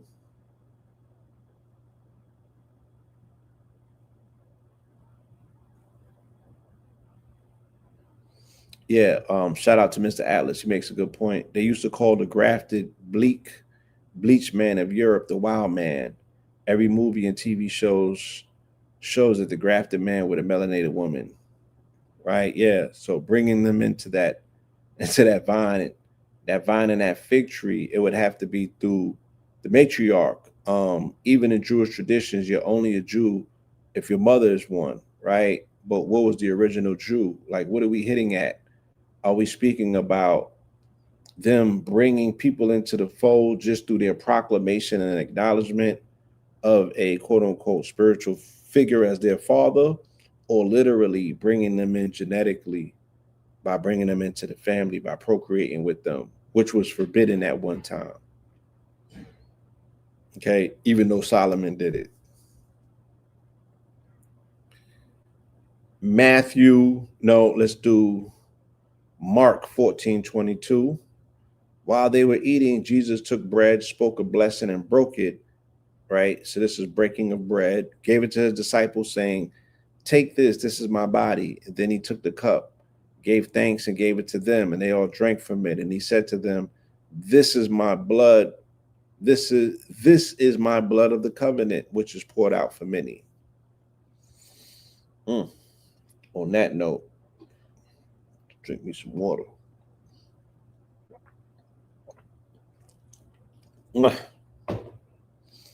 And on that note, yes, Virgo is the house of bread, harvest before the fall. Facts, right? The house of wheat, the house of bread. Okay.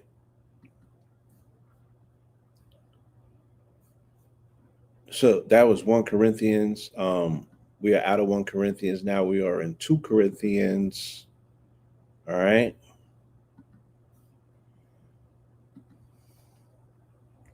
11:23. 2 Corinthians. Paul's suffering and service. Are they Hebrews? So am I. Are they Israelites? So am I. Are they descendants of Abraham? So am I. Are they servants of Christ? I'm speaking like I am out of my mind, but I am so much more. In hard labor, in more imprisonments, in worse beatings, in frequent danger of death. 5 times I received from the Jews the 40 lashes minus one. Right.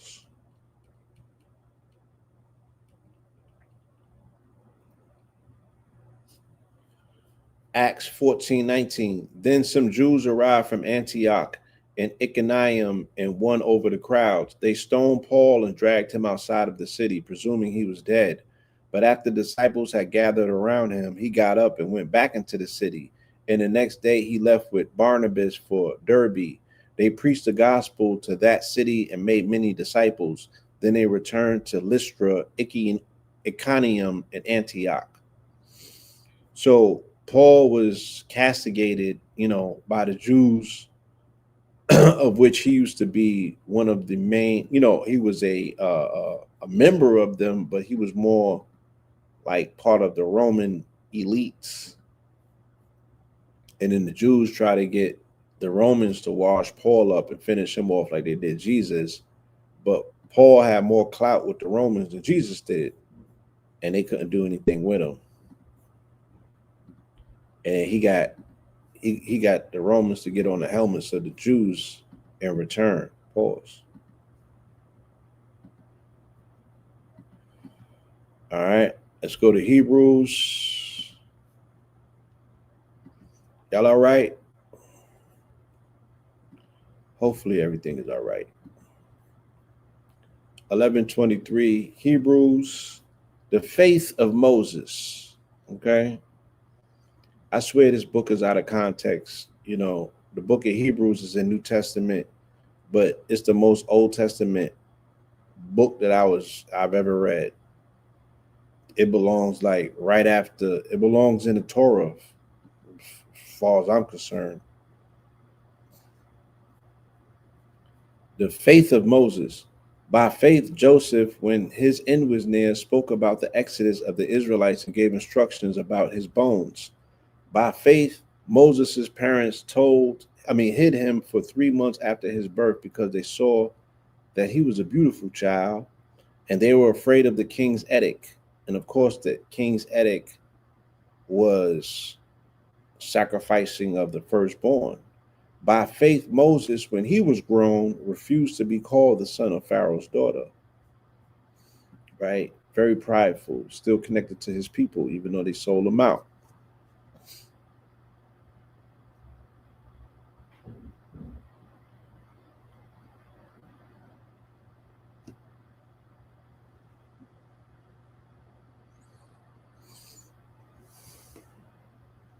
Let's do a cross correlation. Matthew 2:13. When the Magi had gone, an angel of the Lord appeared to Joseph in a dream. Get up, he said.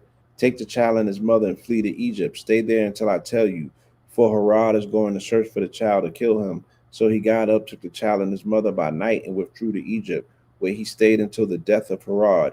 This fulfilled what the Lord had spoken through the prophet. Out of Egypt I called my son. Once again, we find ourselves back in Kemet, right, which has been castigated all throughout the Bible, right? But it's always seen as a refuge. It's always seen as a safe haven. It's always seen as the place to retreat if you want to save a life and nurture a Messiah to become, what he needs to be to redeem his people. It was done for Moses and it was done for Jesus, right? It was done for Joseph. Why does Kemet get such a bad rap by Jews and Christians alike? If without Kemet, none of this stuff would be possible. Right? Revelations 11:5, the two witnesses. These witnesses are the two olive trees and the two lampstands that stand before the Lord of the earth. If anyone wants to harm them, fire proceeds from their mouths and devours their enemies. In this way, anyone who wants to harm them must be killed. These witnesses have power to shut the sky so that no rain will fall during the days of their prophecy, and power to turn the waters into blood and to strike the earth with every kind of plague as often as they wish. Right? One would ask, who are these witnesses? 2 Kings 1:10 as a cross reference. Elijah answered the captain, if I am a man of God, may fire come down from heaven and consume you and your 50 men. And fire came down from heaven and consumed the captain and his 50 men. So the king sent to Elijah another captain with his 50 men. And the captain said to Elijah, man of God, the king declares, come down at once. Again, Elijah replied, if I am a man of God, may fire come down from heaven and consume you and your 50 men.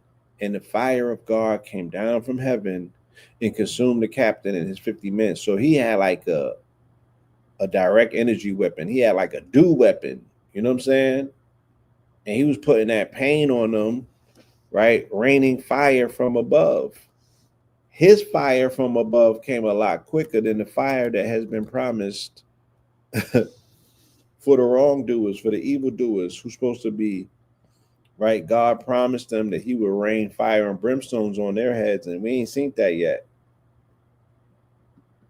We ain't seen that yet, right? But Elijah be getting busy. Elijah got busy, right? He caught 100 bodies. That fire from the heavens. We'll make a cross correlation. We'll check the Quran real quick and see what it says about 11:23. Then we'll keep it pushing. We'll start from 11:21. It is they who have ruined their lives, and whatever gods they fabricated will fail them. Without a doubt, they will be the worst losers in the hereafter. Surely those who believe do good and humble themselves before their Lord will be the residents of paradise. They will be there forever. That's 11:23. We'll read one more. The example of these two parties is that of the blind and the deaf compared to the seeing and the hearing. Can the two be equal? Will you not then be mindful? Okay. So that's the connection and the correlation between the believers and the non-believers, right? That connection and correlation being made between those who are blind and those who can see. Okay. If that's not as clear as can be, I don't know what else to tell you. You feel me? It's wonderful psychology to work on people to force them to see things the way that you see them. But, shout out to the people who have a mind of their own that are able to discern by any and all means for yourself, for your progeny, for your family, and for your future. I appreciate you. I'll share with you the link in case you would like to make a donation to what we got going on over here and show your thanks and your gratitude, right? What better way to say it but with a donation? The best nation is a donation. $ Miss Harvey 917.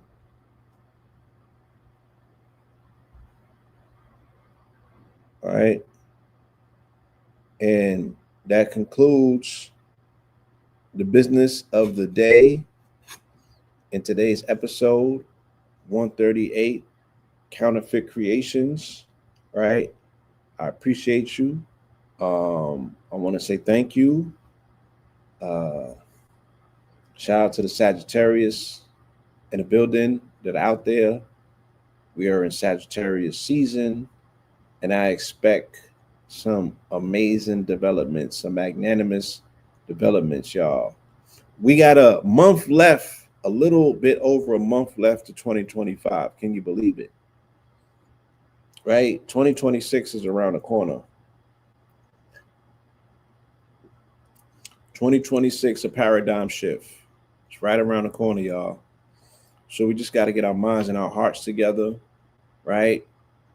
And there's so much bountiful, plentiful, beautifulness that awaits us.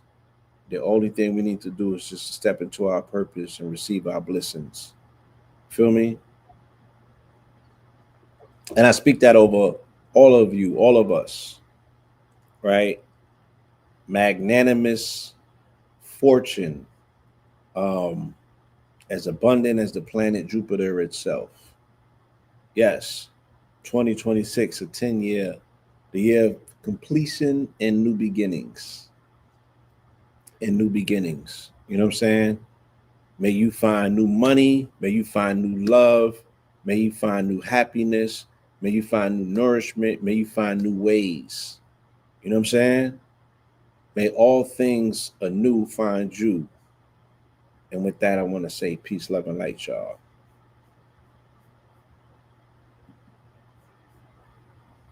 Yes.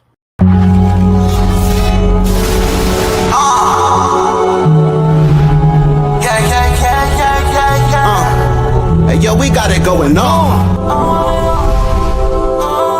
I'm hit up right on my wrong. Yo, we got it going on. This for the culture. Yeah. Hey, yo, we got it going on. I bring my niggas together, we transform and become the Voltron. Yeah. We hit it right all our wrong. Hey, yo, we got it going on. Yeah. Went through the fire, but it lit up my views. I'm blowing up like a bomb. Introduce you to God. I'm teaching essentials, I'm operating at my peakest potential. Elijah, he told me to keep it all simple. Through these instrumentals, I speak to your mental. Red. Back in the booth, rap to the youth, they was lacking the truth. Back to the seas, they was lacking the roots. Smoked all the trees and they snacking on fruits. Bed, attached to my roof, detached to the roof on the back of the coupe. Back from the future, I'm back in the red and the blue, yeah, I'm back on my snoot. Niggas be biting, they cracking, they tracking, niggas be capping, they lacking it. Put a toe tag on the back of they boot. Battle with nukes, I'm attacking they troops. I wrote these bars in Sumerian text. The legends of Mu, I'm the Marian sets. It was written in Targaryen text. Came to conquer all my variants. Yeah, we got it going on. I bring my niggas together, we transform and become the Voltron. Yeah. We hit it right all our wrong.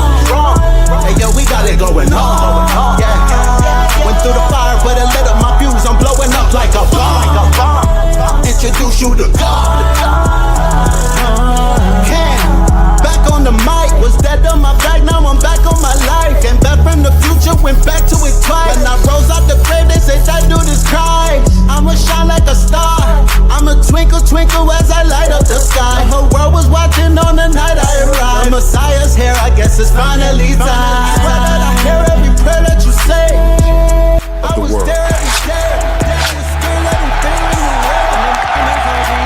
what the hell? They got a pillar at the Vatican.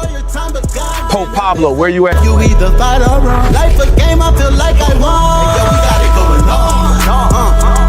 I bring my niggas together, we transform and become the Voltron. We hit a right all our wrong. Hey yo, we got it going on. Yeah. Went through the fire, but it lit up my fuse. I'm blowing up like a bomb. Introduce you to God.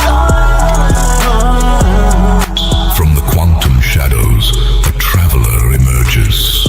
Fly Sinet, the multi-dimensional hacker, living his hero's journey. He joins the Pantheon at AI Masters Workshop, November 1st and 2nd, hosted by 363 Empire with Red Pillar and Seven Bomar.